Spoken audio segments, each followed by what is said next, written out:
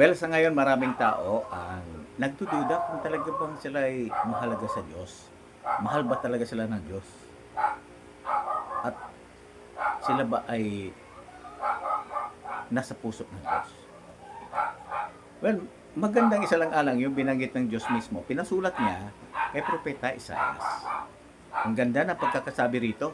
Inilarawan dito kung ano ang kanyang nadarama sa mga tao, sa atin na mga di sakdal na mga tao. Sa Isaiah chapter 63 verse 9, ganito ang sinabi. Ito ay nasabi ko na rin noon pero nais kong ulitin sapagkat ito ay talagang nakakaantig. Pinasulat niya sadya para malaman natin, mga tao. Kasi minsan dahil sa ating kalagayan ngayon, nakadama tayo na para tayo walang nagpapahalaga sa atin.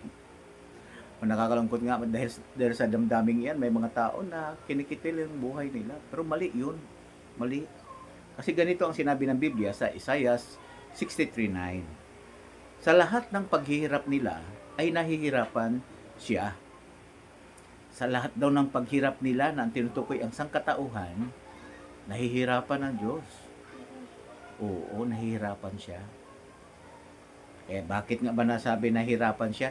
Kasi, gaya ng binanggit ni Jesus sa Juan 3:16, yan ang dahilan kung bakit nasabi niya yon.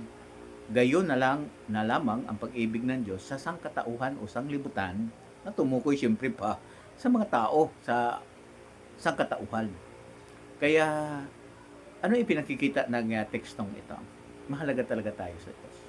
At dahil mahalaga tayo sa Diyos, oo, gaya ng isang magulang na mahalaga sa kanya ang mga anak niya, pangangalagaan niya ito. Tutulungan niya ito. So, ano ang pangako ng Diyos sa mga tao? Ito ang sinabi niya sa Roma 15:4. Sabi niya, sa Roma 15:4, ang lahat ng mga bagay na isinulat noon ay isinulat para matuto tayo. Matuto tayo at ang kasunod ng mga panalita, nagbibigay ng pag-asa, lakas, at tumutulong sa atin para tayo ay magtiis. Maganda. So, ang Diyos talaga, gusto yung tulungan tayo, kaya ginamit niya ang Biblia para tayo ay tulungan. Oo, mahalaga ang bawat isa sa atin sa paningin ng Diyos na Jehovah. Gusto niya talaga tayong tulungan at nasasaktan siya kapag nakikita ay tayo naghihirap. Ayaw niya tayo makita niya malungkot, nasasaktan, nasisiphayo, nagdurusa, o namimigati. Talagang darating ang panahon na babaguhin ng Diyos ang mga bagay-bagay sa sanglibutan ito. May dahilan lang kung bakit ganito ang daigdig o bakit ganito ang ating kinabubuhayang daigdig. Pansamantala lang pinahintulutan ito ng Diyos dahil sa issue hamon na ibinangon ni Satanas na Diablo. Yun yung hamon ng pagkasoberano, soberanya ng Diyos. O mayroon ba talagang taong maging tapat sa Diyos sa kabila ng mahirap na sitwasyon? Gaya sa kaso ni Job, di ba? Andun yung issue na yon. At sa ngayon, patuloy na sinasagot ang issue na yan.